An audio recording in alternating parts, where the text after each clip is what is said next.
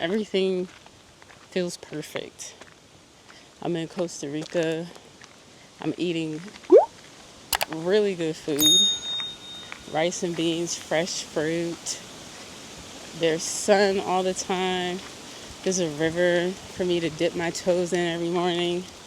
No job, just content creation. So still working.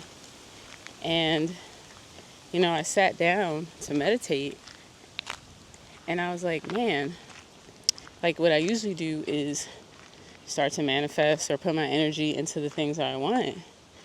And then when I went to go sit down and do it, I was like, man, wait, I'm living it. But then in the back of my mind, all I can think about is, wait, but does this only last 3 months? Like, what happens, on June 20th when we fly back? Is this the end? And my next thought is, well, it fucking can't be. This is what I want. Like, this is what I want. I want this. And so now I'm like, all right, I really gotta lock in. I gotta make this happen. Because 3 months is not enough.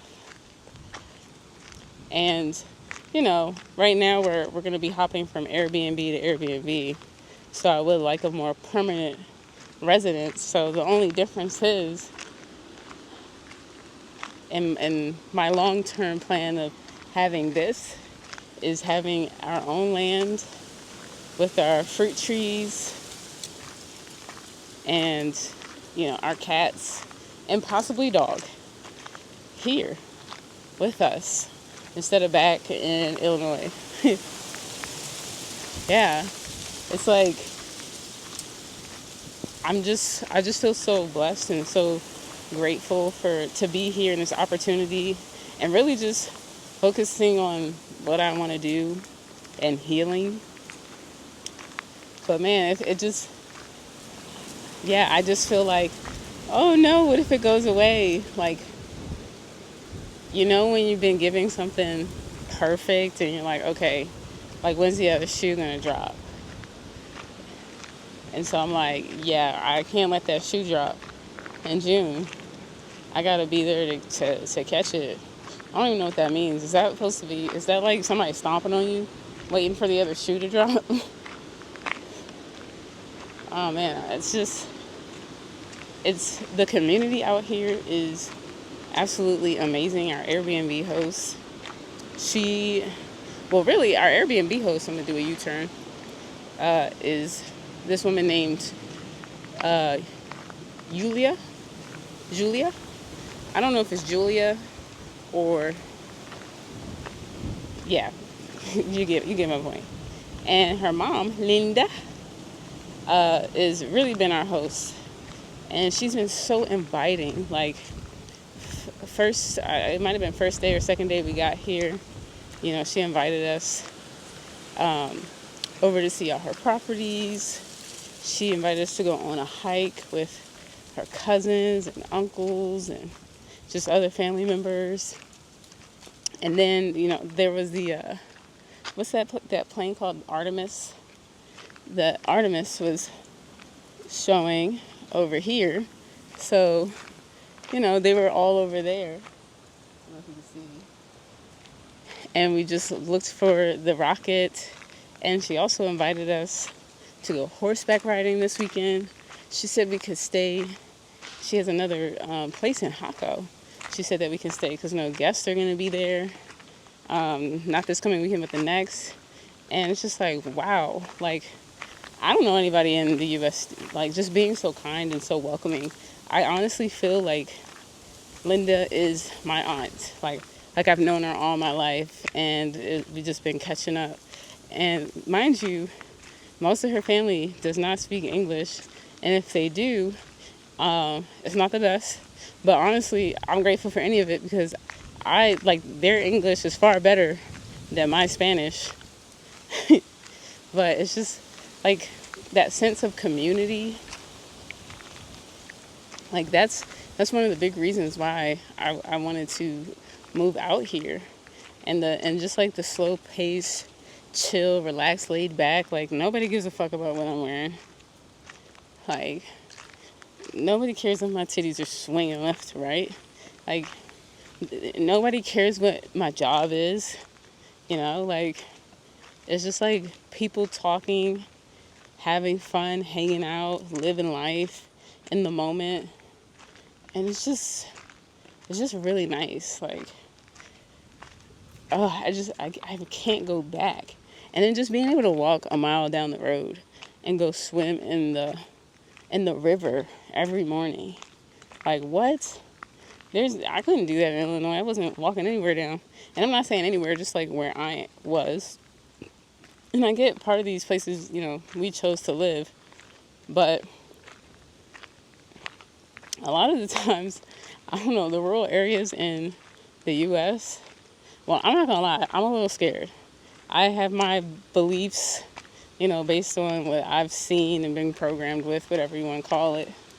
And they don't always seem that welcoming for a person of color, so I don't really want to be out there.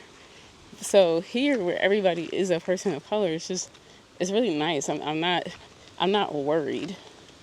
And even when they see Sequoia, I mean, she's just clearly white. There's no issues. Like, we don't run into anything. If anything, they just assume we're American, which is cool, because it's the truth. We are.